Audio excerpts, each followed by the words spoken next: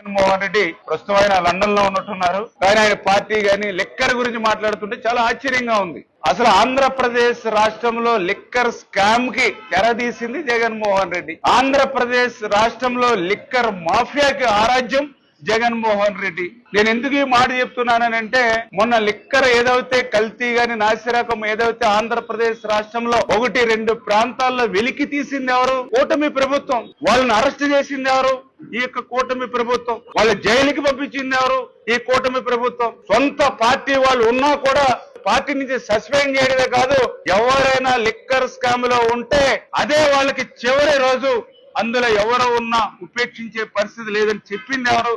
ఈ రాష్ట్ర ముఖ్యమంత్రి చంద్రబాబు నాయుడు గారు. లిక్కర్ స్కామ్ తో గాని, ఆ కల్తీ మద్యం తయారీలో గాని మా ప్రభుత్వం గాని మా పెద్దలు గాని ఎవరన్నా ప్రమేయం ఉంటే ఈ రకమైనటువంటి చర్యలు రాష్ట్రంలో ఉండేవి కాదనే విషయాన్ని వీళ్ళ ప్రజలు గుర్తించినటువంటి పరిస్థితి. మరి గత పాలనలో అంటే పచ్చకామెరలో వాడికి లోకమంతా పచ్చగా ఉన్నట్లు ఆ రోజు 5 సంవత్సరాల్లో లిక్కర్ ని తానే తయారు చేశాడు. బ్రాందీ తయారు చేసేది జగన్మోహన్ రెడ్డి కనుసన్నల్లో డిస్టిలరీలన్నీ ఆయన గుప్పెట్లో పెట్టుకున్నాడు. ఆ డిస్టిలరీలో తయారైనటువంటి కల్తీ బ్రాందీ మళ్ళీ ఆ బ్రాందీ షాపులు కూడా ప్రభుత్వం పేరు చెప్పి తన గుప్పెట్లో పెట్టుకున్నాడు. అంటే బ్రాందీ తయారు చేసి తానే, అమ్మేది తానే, ఏదైతే జే ట్యాక్స్ వస్తుందో ఆ బ్రాండ్ ని ఆ రోజు అమ్మినటువంటి దుస్థితి చూసాం. మా జిల్లాలో ఆ రోజు మరి వెస్ట్ గోదావరి జంగారెడ్డిగూడలో 27 మంది ఆయన కల్తీ మద్యానికి మరి బానిసై చనిపోయినటువంటి పరిస్థితి. ఆ రోజు మద్యాన్ని కూడా తాకట్టు పెట్టి, అంటే మద్యం మీద మరొక 15 సంవత్సరాలు వచ్చేటువంటి ఆదాయాన్ని చూపించి 25,000 కోట్లు అప్పు తెచ్చుకున్నాడు ఆ రోజు జగన్మోహన్ రెడ్డి. అంటే మహిళల మాంగళ్యాన్ని తాకట్టు పెట్టిన వ్యక్తి జగన్మోహన్ రెడ్డి. మరి ఆయన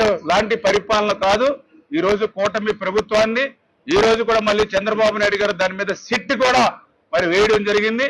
ఖచ్చితంగా ఎవరు ఎటువంటి వారైనా, ఎవరు ఏ స్థాయిలో ఉన్నా వాళ్ళని శిక్షించడంలో ఒక్క నిమిషం క్షణం కూడా ఆలస్యం చేసేటువంటి పరిస్థితి లేదు.